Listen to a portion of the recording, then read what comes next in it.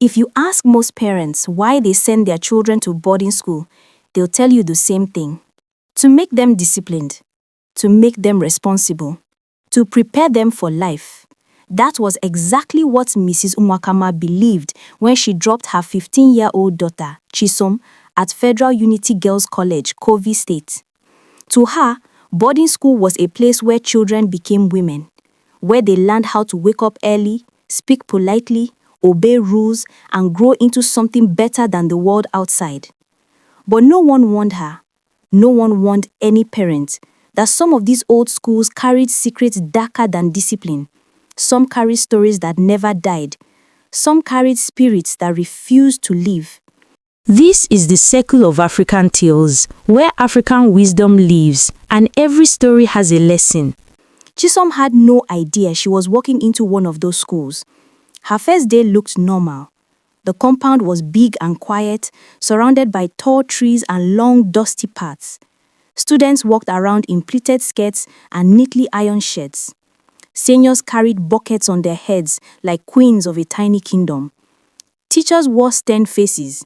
Matrons looked tired and frustrated, like they had seen too much. Everything looked regular. But students stared at Chisom a little too long, whispered when she passed, looked at each other knowingly when they heard her name. She didn't understand why. Not at first. It wasn't until the matron handed her a thin mattress and pointed at a building at the end of the compound, a building slightly separated from the others, that her stomach tightened. The building looked different, older, darker, like it didn't belong there. Dormitory C, the matron said. That's where you are staying. Chisom forced a smile, trying to hide her discomfort. As she walked toward the building, 2 junior students rushed past her, whispering loudly, "New girl is going to C block. She doesn't know. God will help her." Chisom frowned. "Doesn't know what?" she asked. The girls did not answer. They ran. When she reached the entrance, she noticed the door frame was chipped, and the windows were always half closed, as if the wind itself avoided blowing inside. The corridor smelled faintly of something old, dust, forgotten books, and something else she couldn't name. Inside, the room was quiet. Too quiet for a hostel with 12 beds. 6 girls sat on their bunks, all staring at Chisom like she had interrupted something sacred or forbidden.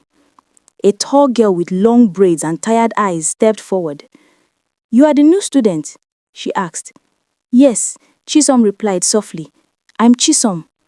The girls exchanged glances, uncomfortable, almost pitying. The tall girl sighed. "I'm Adaura. Look, I don't know how to tell you this without sounding mad, but nobody stays in Dom C voluntarily." Chisom frowned. "Why? What's wrong with it?" Adaura hesitated. "One girl died here, a long time ago." The room went silent. Chisom swallowed. "How?" The youngest girl whispered from her corner. "They said she got sick, but nobody believes that story." Another girl added quietly, "Her name was Miriam, Senior Miriam. Everybody liked her. She was beautiful, smart, kind, but she died in her sleep. And since then, strange things started happening." Adora stepped closer.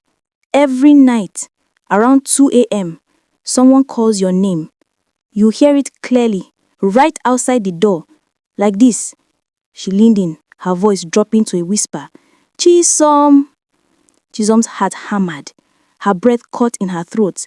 Her body tingled with sudden fear she didn't understand. Adora continued, "But don't answer. Don't stand up. Don't open the door. Even if the voice sounds like someone you know, even if it sounds like your mother, even if it sounds like your best friend, don't go." The youngest girl added, her lips trembling. "One girl opened the door in GSS 3. She came back the next morning, but she wasn't the same." "What do you mean?" Chisom asked. The room fell silent again. Adora stepped back. Nobody talks about it. She left school. Her parents said she couldn't sleep again, kept screaming every night. They took her to church, then to a therapist. Nothing worked. Chisom swallowed hard. She wanted to laugh. She wanted to tell them they were scaring her for fun. But the look in their eyes, that wasn't the look of girls trying to be funny. It was the look of survivors. That night after lights out, Chisom struggled to sleep. Every sound felt louder. Every shadow felt closer. Her heartbeat felt too heavy. Around 1:50 a.m., she finally drifted off. But at exactly 2:13 a.m., she woke up. Her eyes opened suddenly, not gently, not naturally, like something had tapped her awake. And then she heard it. A voice, soft, feminine, right outside the dorm door. Chisom. Chisom's blood went cold. Chisom, come outside. Her breath stopped. She squeezed her blanket, frozen in place. The voice sounded familiar, too familiar. It sounded like her mother, her real mother. Chisom, my daughter, come outside. Tears filled her eyes without warning. That voice had comforted her all her life. That voice had put her to sleep as a child. But now, it didn't feel right. Adara whispered across the room, "Don't move." Chisom stayed still, shaking, heartbeat pounding. The voice spoke again, louder this time. "Chisom, we have to talk. Come outside." Her teeth chattered. She covered her mouth to stop herself from responding. Then the voice changed, just slightly. It deepened, stretched, glitched, almost like two voices speaking at once. Chi-som. Her body turned to ice, and slowly, very slowly, the door handle began to turn. The moment the door handle began to turn, every girl in dormitory C froze like time itself held its breath. The handle twisted slowly, gently, almost politely, not the way a human hand turns the handle. It moved with a smooth, unnatural precision, like something that had practiced the motion over and over again, waiting for the perfect night. Chisom felt every muscle in her body lock. Her chest tightened, her eyes filled with hot tears she didn't dare let fall.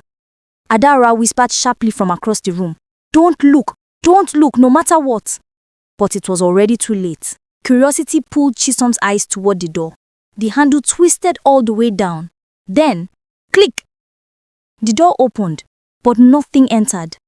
Nothing visible. Instead, a cold wind swept across the room, snuffing out the last flicker of the corridor bulb. The darkness thickened, heavy, suffocating, alive. Every girl in the room felt it press against their skin like a wet cloth. Then the voice came again, but this time, different. "Chisom, I'm waiting." It no longer sounded like her mother. It no longer sounded like anyone familiar. It sounded like something wearing her mother's voice like a mask too tight, too stretched. The youngest girl on the top bunk, Ifunaya, started shaking violently. She covered her ears and whispered, "It's back, it's back, it's back." Adaora crawled off her bed and grabbed Chisom's hand firmly. "Look at me," she whispered. "Not the door, look at me." Chisom turned her face, tears streaming. Her voice trembled. "Why me? Why is it calling me?" Adaora swallowed hard. It calls new girls first, because they are the easiest to confuse. Chisom felt thick. Meanwhile, the door still open, creaked wider on its own. The darkness outside felt thicker than the night inside. The voice came again, closer this time. Chisom. Chisom clutched Adara's hand until their knuckles whitened. The other girls buried their faces under blankets, trembling so hard that the bed rattled. And then, footsteps, not on the concrete floor, above, on the roof. Slow, heavy, dragging. Step, scrape, step, scrape. The sound moved across the ceiling directly above Chisom's bunk, like something crawling on all fours, like something searching. Adara whispered fiercely, "It's looking for you, don't breathe loud." Chisom held her breath, tears dripping silently onto the mattress. The footsteps stopped. A long silence followed. Then, bam! Something hit the roof so hard that dust rained down. The youngest girl screamed before Adara covered her mouth. The voice from outside growled, "Why won't you come out?" It didn't sound human anymore. It didn't even sound alive. For 10 long minutes, the room remained in a death-like silence, except for the heavy breathing of terrified teenagers. Eventually, the door creaked, gently, closing by itself. The footsteps on the roof faded. The air warmed again. The darkness thinned just enough for shapes to be visible. Only then did anyone dare move. Adaora exhaled shakily. That's night one. It will come back. Chisom stared at her in disbelief. Every night? Adaora nodded. Around 2:13 a.m. Always. Chisom wiped her face with trembling hands. Why doesn't the school do anything? Adaora laughed bitterly, the kind of laugh that hides pain. They know.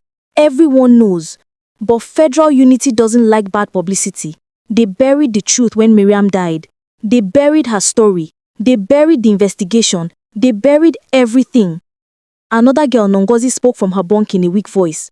2 students every year get transferred out of C block because they stop sleeping. They start seeing things in the daytime. Shadow figures, mirrors cracking, voices calling them everywhere.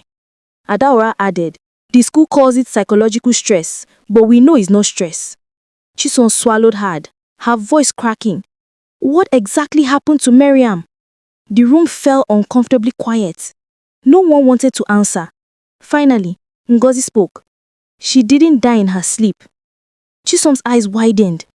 She wasn't sick, Ngozi continued. That was the lie they fed her parents. Chisom's heart knocked harder in her chest. Then how did she die? Adaora took a deep, painful breath. Miriam opened the door. The room went cold again. And whatever she saw, Adaora whispered, it followed her inside. Chisom's lips quivered. What do you mean? Adaora's eyes glistened with fear she tried to hide. Miriam didn't scream. She didn't fight. She just stared. Stared at something behind us. Something none of us could see. She paused. That night, she walked out of the dorm by herself, down to the old backfield, and she never returned. Chisom's voice trembled. Did they find her body? Adaora nodded slowly. Yes, but not whole. Chisom gasped. Her hands flew to her mouth. She was torn, Adaora whispered. Like something dragged her across the field. Parts of her. Missing. They covered it up. They forced the girls in that dorm to transfer. They repainted the whole building. And what about the thing that killed her? Chisom asked. Adaora met her eyes with an expression so raw that it made Chisom shiver. It never left. The silence that followed was suffocating. Chisom sat on her bunk hugging her knees as the early morning light crept slowly into the room. But something felt wrong, terribly wrong. Because even after the sun rose, even after the girls whispered their prayers, even after they dressed and prepared for morning assembly, Chisom kept hearing it. A faint whisper, soft, patient, calling her again. Chisom, like whatever visited in the night, wasn't finished with her. The morning after the incident, Chisom walked through the school compound with shaky legs. Students moved around normally, laughing, rushing to class, gossiping, dragging buckets of water as if last night hadn't existed. The world was bright, loud, and alive, but Chisom felt like she was walking underwater. Her ears buzzed faintly, her skin felt cold, her heartbeat refused to slow down. And worst of all, that whisper from last night, she could still hear it. Not loud, not clear, but like a soft echo stuck in her mind. Chisom, come outside. She blinked rapidly, trying to shake the memory away. During morning assembly, she stood in the hot sun with the other students. The principal, a tall, fearsome woman named Mrs. Adebayo, gave her usual long lecture about discipline, decency, and the pride of the school. But Chisom heard none of it. Instead, she found herself staring at the far end of the assembly ground, where Dormitory C sat like a forgotten shadow. Its windows looked darker than the others. Its wall paint seemed older. Even the ground around it looked slightly dead, like nothing ever grew near it. She shivered. Adaora nudged her gently. You okay? No, Chisom whispered. I keep hearing it. Adaora's eyes widened. So soon? That's not normal. What do you mean? Adaora hesitated. Usually, it only calls at night, not during the day. A wave of fear crashed through Chisom's stomach. So what does that mean? She asked quietly. Adaora didn't answer because she didn't know. After assembly, the girls rushed to their classrooms. Chisom tried to blend in, to move like a normal student, to pretend last night had been a nightmare. But the school itself felt wrong. The hallways were too quiet, the classrooms too cold, the teacher's eyes too heavy. Everywhere she looked, there was an emptiness, like the school was holding its breath, waiting for something. During the second period, while the math teacher scribbled equations on the board, Chisom's pen rolled off her desk. She bent down to pick it up, and that's when she froze. Under her desk, in the shadowed space, a pair of pale eyes stared back at her, cold, empty, watching. She gasped quietly and jerked back up, slamming her head on the desk. "Chisom!" The math teacher barked. "What is wrong with you?" Her classmates snickered. Some looked confused, some whispered, but Adaora, sitting behind her, whispered urgently, "What did you see?" Chisom's lips trembled. "Nothing." Adaora leaned forward. "You are lying. You look like you saw death." Chisom swallowed painfully. I think I did." At break time, the two girls went behind the school kitchen, a quiet corner where seniors usually went to hide from junior students. "Talk to me," Adaora insisted. "What did you see?" Chisom hugged herself tightly. Her voice shook. It was like eyes under my desk, watching me. Adaora's face paled. "It's following you." "What?" Chisom whispered. Adaora looked around anxiously. In this school, spirits don't just call random people. They choose, they attach, they cling to certain students. Chisom felt her knees weaken. She remembered last night, the voice, the door handle, the footsteps on the roof, the whisper in assembly. "What does he want?" she asked. Adaora's voice softened. "I don't know, but he chose you." Chisom's breathing grew uneven. Tears welled in her eyes. "I can't stay here. I can't sleep in that dorm again. I can't." Adaora grabbed her shoulders gently. "Listen, you can't go to the principal. You can't go to the matron. They'll say you are imagining things, or punish you, or make you scrub toilets until you faint." Chisom's voice broke. "So what do I do?" Adaora said, "You stay close to us. We will protect you as much as we can. But if the spirit is already calling you during the day," she stopped. Her throat tightened. "What?" Chisom whispered. Adaora asked her with eyes full of fear. "It means you are already in danger." That night, the girls in dormitory C made sure Chisom slept between Adaora and Ngozi like a shield. They checked the windows, locked the door, closed the curtains, left the bathroom lights on. Everyone waited. Every girl stayed awake. But 2:13 a.m. still came, and with it, the voice. Soft at first. "Chisom." Ngozi grabbed Chisom's hand.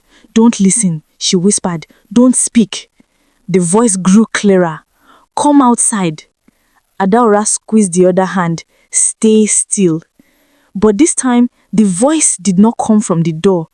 It came from inside the room, from the far corner, from the darkness behind the wardrobe. Chisom's blood ran cold. "Chisom?"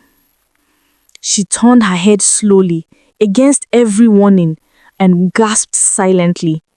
A silhouette stood in the corner, small, female, head tilted, hair hanging down like wet ropes. It wasn't moving, it was simply watching her. Adaora saw it too. Ngozi saw it. Ifunanya began shaking uncontrollably. No one screamed. No one moved. The figure leaned forward slightly and whispered, "I've been waiting for you." Chisom's heart stopped. The figure took one step forward and the room temperature dropped instantly. A cold so sharp it felt like knives on their skin. Adara whispered with trembling lips. That's her. That's Miriam. The figure raised its head, and in the dim light, Chisom finally saw the face. Broken, pale, half missing, like something had dragged her across the ground. Chisom clamped her hand over her mouth to silence her scream. Miriam, or whatever was left of her, stepped closer and closer and closer until she was standing right at Chisom's bunk. She leaned down, her dead eyes inches from Chisom's terrified face, and whispered, "You opened your eyes. Now you must follow me." For a moment, Chisom couldn't move. Her mind froze. Her lungs forgot how to breathe. Her body felt like it didn't belong to her anymore. Miriam, or the thing pretending to be Miriam, was so close she could feel the cold radiating from her skin. A cold that wasn't normal. A cold that felt old, ancient, hungry. "Follow me," the ghost whispered again, tilting her head like a broken door. Adara squeezed Chisom's hand so hard it hurt. "Don't move," Adara breathed, barely audible. "Don't respond, don't blink." But Miriam turned her decaying face towards Adara and with a strange, unnatural smile whispered, "She can't save you." Adara's breath hitched. Her grip tightened, but her entire arm trembled. Ngozi buried her face in her pillow, shaking violently. Ifunaya had already fainted, her small body limp on the top bunk. The entire dorm was silent, the kind of silence that burns inside the ears. Slowly, Miriam lifted her hand. Her fingers were long, too long, almost skeletal, with skin that looked melted and torn. She reached towards Chisom's face. Chisom flinched, panic exploding inside her. "Please," she whimpered, "please." Miriam paused as if confused, as if the word "please" tasted unfamiliar. Then she did something that terrified them more than anything else. She smiled. Not a human smile, a stretched, impossible smile that cracked the corners of her mouth wider than any living face could stretch. "I chose you," she whispered, "because you opened your eyes." Chisom shook her head desperately. "I didn't mean to." Miriam cut her off sharply. "You saw me." The light in the room flickered violently, buzzing like an angry swarm of bees. Adara pulled Chisom close and whispered, Don't talk again, please." But Miriam stepped closer, bending down until her face hovered inches above Chisom's face. "You saw me, Chisom Nokama, so now you belong to this place." Chisom's heartbeat thundered in her ears. Her throat felt tight. Her body screamed to run, but her legs refused to obey. Then without warning, Miriam vanished, like smoke pulled by a sudden wind. 1 second, she was there. The next, nothing. But the horror didn't end. From the far end of the dorm, the bathroom door slammed open. Bang! Every girl jumped. Then the toilets flushed one by one. 1, 2, 3. Like invisible hands were pulling the handles. Then the sinks began to run. Water gushed out at full force, flooding the floor. Then the mirror over the sinks cracked. A long fracture from top to bottom. The lights flickered in rapid bursts. Bright, dark, fast enough to hurt their eyes. Adara grabbed Chisom's face between her palms. Her voice was shaking but forceful. "Listen to me. She has marked you. Whatever happens, don't go anywhere alone, not even the bathroom, not even class. Don't walk alone, don't sleep alone, don't close your eyes alone." Chisom sobbed. "I didn't ask for this. I didn't do anything." Adara's eyes softened. Haunted spirits don't care who you are. They cling to the person who sees them. It's like once you see death, death starts seeing you too. Chisom cried harder. "What does it want from me?" Adara swallowed painfully. "Justice, or a replacement." Chisom's breath stopped. "You think?" Adara nodded slowly. "Yes, Miriam wants someone to take her place. The lights flickered again. This time, they went off completely. Pitch black. Someone screamed. Someone prayed. Someone shook the entire bunk trying to crawl away. Then the whisper returned, but not from the door, not from the corner, from above, from the ceiling. Chisom's head snapped upward instinctively, and in the brief flicker of moonlight slipping through the curtains, she saw a shape crawling on the ceiling. A human shape, upside down, twisted in a way nobody should be able to twist. Miriam. Her hands and feet clung to the ceiling like a creature. Her head dangled downwards, staring at Chisom with glowing eyes. Chisom's scream ripped through her throat, raw, terrified, uncontrollable. The thing on the ceiling hissed like a dying animal. Then in one sharp, unnatural motion, it dropped from the ceiling, straight towards Chisom. Adara grabbed her and yanked her off the bed so quickly, they both hit the floor. The creature hit the bed hard, bending the metal frame inward. The whole dorm erupted in screams. Bed shook, lockers slammed open, curtains tore, the walls vibrated. Miriam's voice echoed all around them, a chorus of whispers overlapping. Chisom, follow me, follow me, follow me. Adara grabbed Chisom to the corner. Cover your face, don't look at her. Miriam crawled across the floor fast, bones cracking, limbs bending. A thing that had once been human now moving like a nightmare. She reached for Chisom. But just then, a piercing whistle blared across the compound. The night patrol matron. Heavy footsteps approached Dom C. The creature froze, twisted its neck, and melted into the wall, disappearing as if the concrete swallowed her. Chisom collapsed in sobs. Adara held her tightly. The door burst open. The matron stormed inside, furious. What is going on here? Why are you girls shouting? But the girls couldn't answer. Not because they didn't want to. Not because they were afraid of punishment, but because they realized something horrifying. Even with the brightest torchlight in the matron's hand, even with every eye in the dorm open, the shadow of Miriam was still there, on the wall behind the lockers, faint, watching, waiting. Chisom's voice cracked as she whispered, "She's not gone. She wants something." And deep down, Chisom already knew what that something was. The matron didn't notice the shadow on the wall. She simply hissed in annoyance, shining her bright rechargeable torch around the dorm. "All of you, keep quiet. Are you mad? Why are you behaving like village witches?" No one spoke. No one could. Their throats were tight with fear. Adara tried to steady her breathing. Gozi clutched bedsheets like she was drowning. Ifunaya was still unconscious. Only Chisom could see it. Only Chisom could see Miriam's shadow, tall and twisted, stuck against the back wall like a stain the light couldn't erase. Chisom's hands trembled violently. The presence, that cold, suffocating feeling, was still thick in the room. When the matron stormed out, muttering insults about sports Gen Z children, the dorm fell into a heavy silence again. As soon as her footsteps faded away, Adara whispered, "Chisom, does she still?" Chisom nodded slowly, tears filling her eyes. "She's right there." Adara didn't turn to look. She didn't want to see what Chisom was pointing at. "What does she want from you?" Adara asked, voice trembling. Chisom hugged her knees to her chest.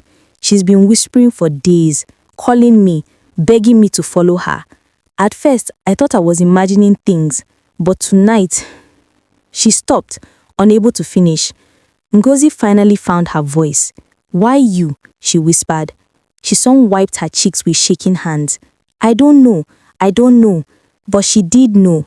Something deep in her chest knew that Miriam didn't pick her at random. There was a connection, some invisible thread, something Chisom didn't understand yet. Adara took a deep breath. "We need help. We can't handle this alone." "That matron won't believe us," Ngozi muttered. "No," Adara said firmly. "Not her. Someone else." "Who?" Chisom asked. Adara looked at the ceiling, exhaling shakily. "Senior Amara." The room went silent. Senior Amara was different. Not your typical senior girl. Quiet, reserved, never bullied anyone, never raised her voice. Always wore long braids down her back and carried a calmness that didn't match the chaos of secondary school. Some girls said she came from a strong spiritual family. Some said she saw things others didn't. Some said she avoided Domsi for a reason she never explained. Adara stood up. I'll go and call her. No, Chisom grabbed her wrist. Don't leave me alone. Adara hesitated. The fear in Chisom's eyes was enough to make anyone stay. Ngozi whispered, I'll go with her. They can't collect both of us. Adara nodded, and the two girls slipped quietly out of the dorm. Chisom sat on the bed, hugging herself. The room felt colder than usual, too cold for night in Kogi. Ifunanya finally stared, eyes fluttering open. What happened? She whispered weakly. Chisom just held her hand. Don't talk, please. Seconds stretched into minutes. Minutes felt like hours. Then a sudden gust of wind blew through the dorm, but the windows were shut. The curtain rods rattled violently, shaking like someone was putting on them. Ngozi screamed loudly. Ifunanya dove under the blanket. Chisom slowly turned her head toward the wall. The shadow was gone. Her heart stopped. Miriam, Chisom whispered nervously. That was when she felt it. Breath. Cold breath behind her ear. She turned slowly. Miriam was sitting on the bunk beside her. Close. Too close. Closer than anyone had ever been. Her hair hung in tangled clumps. Her uniform was torn at the elbows. Her fingers dragged across the mattress, leaving dark marks. You saw me, Miriam whispered in a voice that sounded like two people speaking at once. You can't ignore me now. Chisom's lips trembled. What do you want? Miriam leaned in until her cracked lips brushed her ear. I want you to come with me. I want you to see what they did to me. A cold tear slid down Chisom's cheek. Who? Who is they? Miriam's eyes darkened, pupils stretching like ink spreading on water. The school. Ngozi covered her mouth in horror. Ifunanya whimpered. The school killed you, Chisom whispered slowly. Miriam nodded slowly. Not just me, others, many others. A chill ran through Chisom's spine. Why? Why would the school? Miriam's neck twisted unnaturally as she smiled. Because some ghosts aren't accidents, they are secrets. Before Chisom could ask another question, the door swung open. Adara rushed in. Behind her stood Senior Amara, tall, beautiful, confident. Her long braids flowed behind her like a cloak. Her expression was calm, but her eyes, sharp, focused. Where is she? Amara asked shakily. Chisom pointed shakily at the bed, but Miriam was gone, vanished. Amara walked slowly toward the center of the room, her left hand raised as if feeling the air. She inhaled deeply, then something in her face shifted. She's here. She's been here for a long time. Chisom grabbed her hand desperately. Please make her leave. She's following me. Amara shook her head. No, she can't leave. Not yet, until you see what she wants to show you. Chisom's eyes widened. What do you mean? Amara looked directly into her eyes, steady, intense. Chisom, Miriam doesn't want to harm you. The dorm fell silent. Ngozi blinked in confusion. Adara frowned. Ifunanya clutched the blanket tighter. Chisom said whispered. Then what does she want? Amara's voice lowered. She wants justice. The lights flickered violently, then went off. The whole dorm went black, and from the darkness, Miriam's voice filled the room louder than ever. Come, Chisom, come and see the truth. The ground beneath them began to vibrate. Metal bunks rattled. Lockers shook. Adara screamed. Ngozi dropped to her knees. Ifunanya fainted again. Amara held Chisom's wrist tightly. This is it. She's opening the door. What door? Chisom cried. Amara looked at her with sad, steady eyes. The door to the place where she died. And then the floor beneath Chisom cracked open. A blast of icy air shot upward. Darkness swirled like a whirlpool. Hands small, pale, cold hands reached out from below. Miriam's voice echoed. Follow me. Chisom screamed as the darkness pulled her downward, and she fell straight into the secret the school buried. Chisom didn't feel herself hit the ground. She didn't feel pain. She didn't feel her body. She only felt cold. A cold so sharp it felt like 1,000 needles pressing into her skin. When she finally opened her eyes, she wasn't in the dormitory anymore. She was in a long underground corridor lit by dim, flickering bulbs, concrete walls, metal doors, a smell like damp earth mixed with iron. It felt like a basement no one was supposed to know existed. Adara, Ngozi, Ifunaya gone. Senior Amara gone. Only Miriam stood at the far end of the hallway, waiting, her head tilted unnaturally, her uniform stained with dried mud, her hair wild and tangled, but her eyes looked sad, human, not the monster the school made her sound like. Where am I? Chisom whispered. Miriam raised a single trembling finger and pointed at the metal door beside her. Where I died. Chisom's stomach twisted. She walked forward slowly, heart pounding, breath shaking. When she reached Miriam, the ghost child placed her cold hand on the door. A loud click. The door creaked open. Inside was a small, dark room. No windows, no bed, just 4 concrete walls, and in the corner, a thin, rusty chain bolted to the floor. Chisom gasped. Her hand flew to her mouth. Who did this to you? Miriam didn't speak. Instead, the room filled with echoes, whispers, streams, crying, memories replaying themselves like a broken tape. A voice shouted, "Lock her in! This girl is possessed!" Another voice cried, please let me out! I didn't do anything! Please!" Chisom froze. That was Miriam's voice. Another harsh voice yelled, "Her parents must not know. This school has a reputation. Keep her here until she calms down." A final whisper echoed, "She won't survive the night." The room went silent. Tears streamed down Chisom's face as the reality sank in. The school didn't just fail Miriam. They killed her. They locked a child in a dark punishment room, a place hidden under the old dome. She cried, she screamed, she begged. No one came. Her parents were told she ran away. The school buried the truth. Chisom fell to her knees. "Miriam, I'm so sorry. I'm so sorry." Miriam knelt in front of her, her eyes softening. "I called you because you listened. They never listened." "But why me?" Chisom cried. "Why choose me?" Miriam gently touched Chisom's cheek with her cold fingers. "Because you're not afraid to see the truth." The corridor began to shake. The flickering balls blinked violently. Miriam looked up, fear crossing her ghostly face for the first time. "They know you've seen everything," she whispered urgently. "Who?" Chisom cried. "The school!" Suddenly, footsteps echoed from the other end of the corridor. Not human footsteps.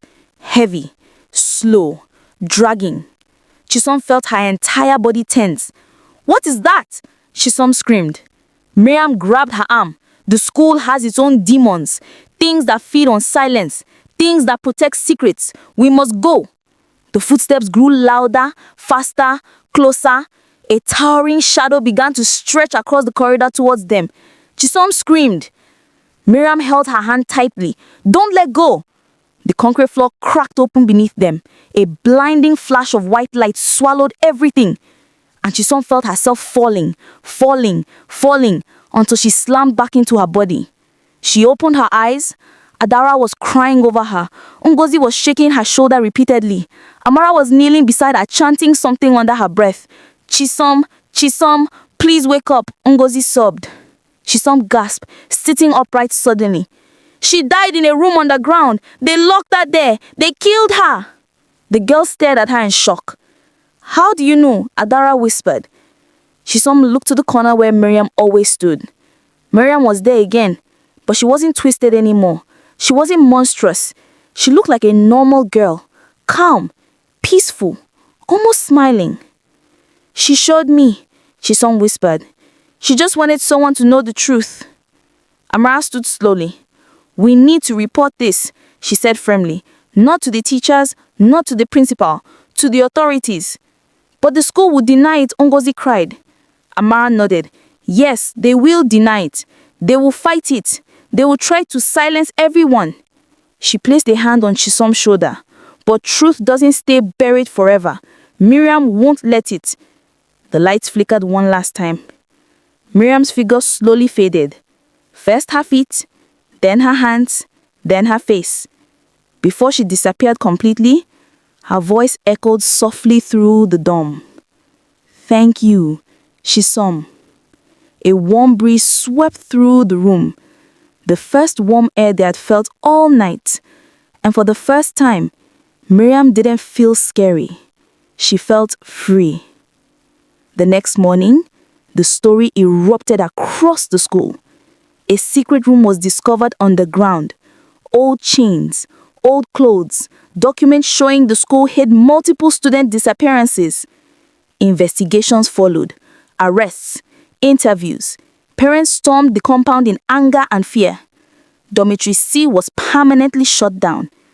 Chisom returned home changed, older, wiser, quieter, not traumatized, not broken, just awakened.